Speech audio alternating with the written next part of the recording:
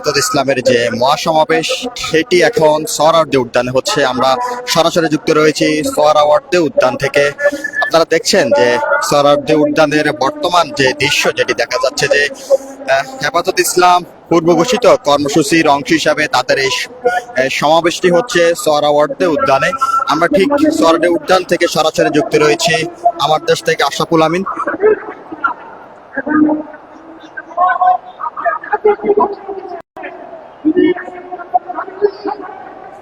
আমরা দেখতে পেরেছি যে সকাল থেকেই এই সোহরাওয়ার্দী উদ্যানে হেফাজত ইসলামের নেতাকর্মী এবং সদস্য যারা রয়েছে তারা সকাল থেকে মিছিল নিয়ে আসা শুরু করেছে এবং বলা যায় যে পুরো সোহরাওয়ার্দী উদ্যান এখন হেফাজত ইসলামের নেতাকর্মী এবং সদস্যদের অবস্থানে পুরো লোকারণ্য হয়ে আছে। এছাড়াও যে সমাবেশটি তারা ঘোষণা করেছে 5 দফা দাবি, গতকাল রাত থেকে কিন্তু ঢাকার বাইরে থেকেই নেতাকর্মীরা হেফাজত ইসলামের সদস্যরা এই সমাবেশে আসতে শুরু করে এবং সকাল থেকে আমরা দেখেছি যে সোহরাওয়ার্দী উদ্যান পুরো পরিপূর্ণ হয়ে যে সোহরাওয়ার্দী উদ্যানের যে আশপাশ এরিয়া, পুরো আশপাশ এরিয়া কিন্তু তাদের অবস্থান লক্ষ্য করা গিয়েছে। এখনো যেটি আমরা দেখেছি সেটি মিছিল নিয়ে বিভিন্ন মাদ্রাসার যে শিক্ষার্থীরা, গাঁওই মাদ্রাসার শিক্ষার্থীরা রয়েছে তারা এখনো মিছিল নিয়ে বিভিন্ন ভাগে ভাগে বিভক্ত হয়ে তারা মিছিল নিয়ে সোহরাওয়ার্দী উদ্যানে জড়ো হচ্ছে। বলা যায় যে 5 আগস্টের পর, 5 আগস্ট যে আওয়ামী সরকারের যে পতন হয়েছিল, সে পতনের পর সবচেয়ে বড় একটা মহাসমাবেশ করছে এই হেফাজতে ইসলাম। তার আগে হেফাজত ইসলামে যে 2013 সালের 5 মে শাপলা চত্বরে যে হত্যাকাণ্ডের ঘটনা ঘটেছিল, যে হেফাজতের যে সেই সময় শাপলা চত্বরে সমাবেশ করেছিল, তখন ফ্যাসিস্ট সরকার এবং সে সমাবেশ বন্ধ করে দেওয়ার জন্য যেভাবে রাতের মতিঝিল শাপলা চত্বরের লাইট বন্ধ করে দিয়ে যে হত্যাকাণ্ড চালানো হয়, তারই বিচার দাবি করা হয়েছে আজকের এই সমাবেশের মধ্যে। সেই 13 সালের পর থেকে কিন্তু হেফাজত ইসলাম আমরা লক্ষ্য করেছি যে বিভিন্ন ইস্যু নিয়ে তারা বাইতুল মোকাররমের উত্তর গেট এবং দক্ষিণ গেট চট্টগ্রামে তারা বিভিন্ন সময় ইসলামিক বিভিন্ন বিষয় নিয়ে তারা কিন্তু প্রতিবাদ জানিয়ে বিক্ষোভ সমাবেশ, বিক্ষোভ মিছিল করে আসছিল। ঠিক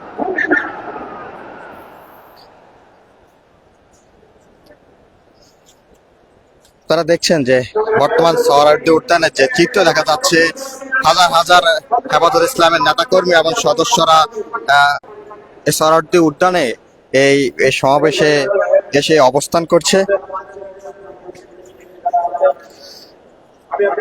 সকাল 9টা থেকে দুপুর 1টা পর্যন্ত এই মহাসমাবেশের হওয়ার কথা এবং কোরআন তেলাওয়াতের মাধ্যমেই এই আজকের তাদের এই 5 দফা দাবি নিয়ে মহাসমাবেশটি শুরু হয়েছে।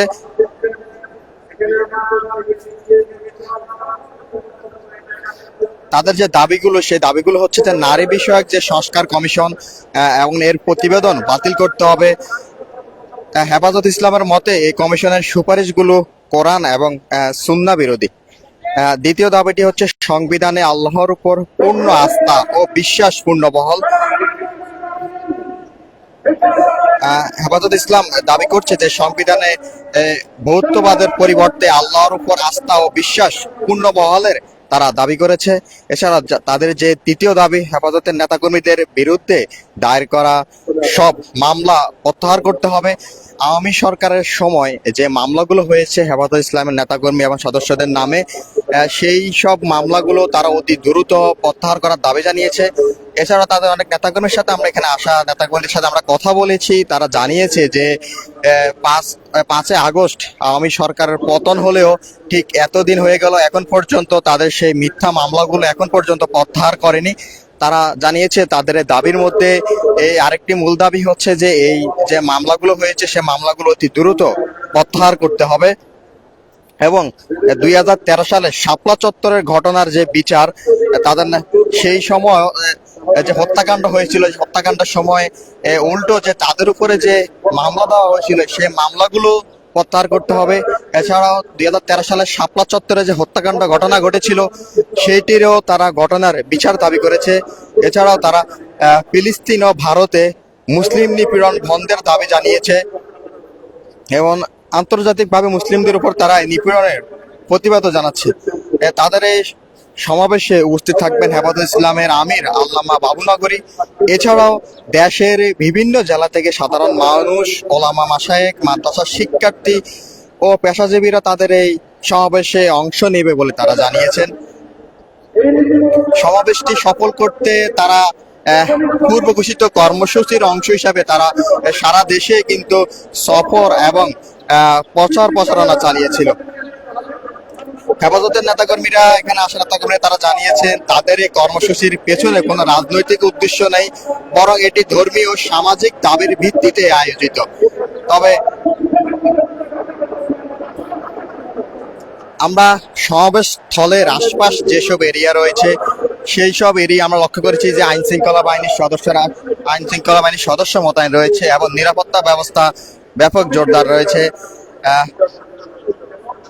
অন্যান্য সময় সমাবেশে আসার সময় যে তারা বাধাগ্রস্ত হতো, একটা ভয় ভীতি থাকতো, যে প্যাসিভ সরকার আমলে যেসব সমাবেশ করার সময় তারা যেসব দৌড়ঝাঁপ করতে হতো বা ভোগান্তির মুখে পড়তে হতো, যাত্রাপথে আসার সময় যে বাস বা ট্রাকে করে যারা আসার সময় যে এভাবে চেকিং করার নামে যে তারা হয়রানি শিকার হতো, সেইগুলো এবার তারা তেমন একটা কোনো মুখোমুখি হয়নি এবং তারা বলছে যে তারা নির্বিঘ্নে এবার সমাবেশে তারা উপস্থিত হয়েছে।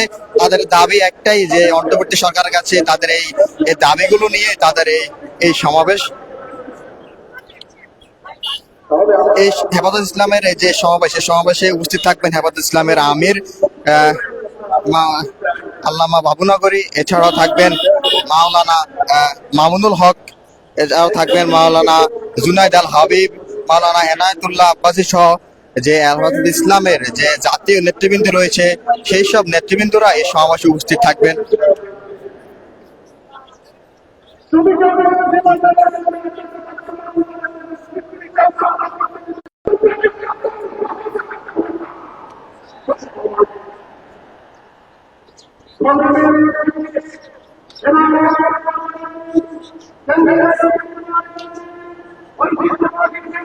দর্শক, আমরা সরাসরি যুক্ত রয়েছি হেফাজত ইসলামের যে সমাবেশ, সে সমাবেশ স্থল সোহরাওয়ার্দী উদ্যান থেকে।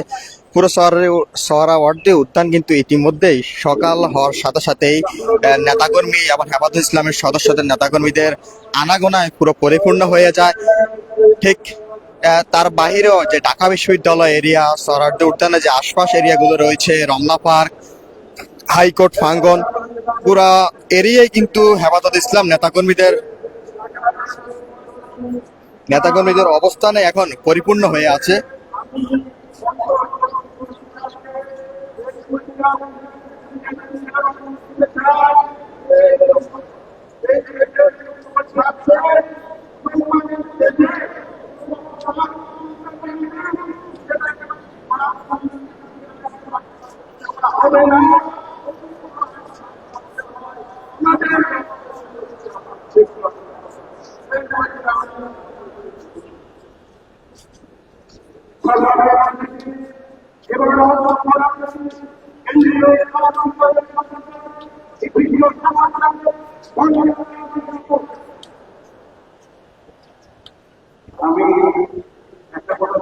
দর্শক, যেমনটা বলছিলাম, আমরা সরাসরি যুক্ত রয়েছি হেফাজত ইসলামের যে মহাসমাবেশটি হচ্ছে সোহরাওয়ার্দী উদ্যান, আমরা সেই জায়গা থেকে সরাসরি যুক্ত রয়েছি।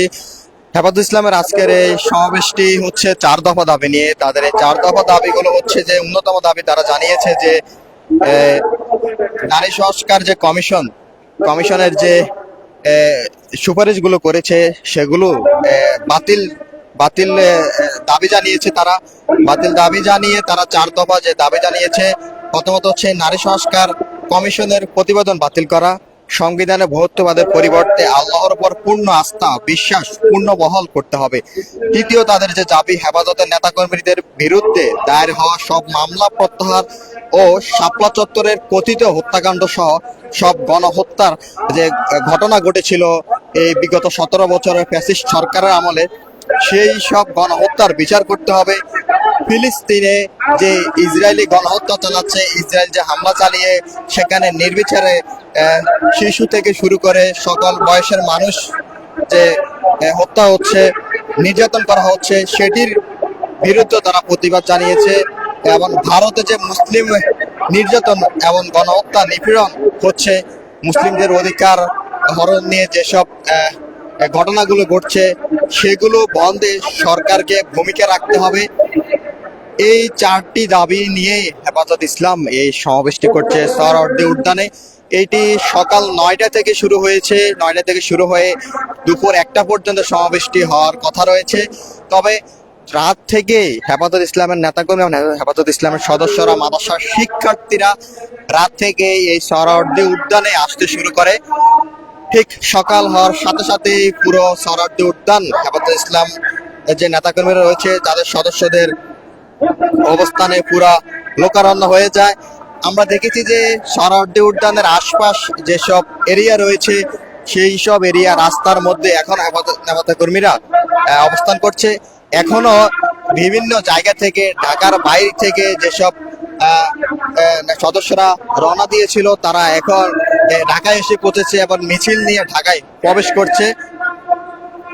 আমরা মিছিলের মধ্যে হেফাজত ইসলামের যে সমাবেশ হচ্ছে সে সমাবেশের মধ্যে দেখতে পাচ্ছি যে ফিলিস্তিনের প্রতি যে ফিলিস্তিনে যে গণহত্যা চালাচ্ছে, যে তাদের যে সে প্রতিবাদ জানিয়েছে এবং এখানে বাংলাদেশের পতাকা এবং কালিমা লেখা পতাকা, ফিলিস্তিনের পতাকাগুলো নিয়ে তারা এখানে অবস্থান করছে।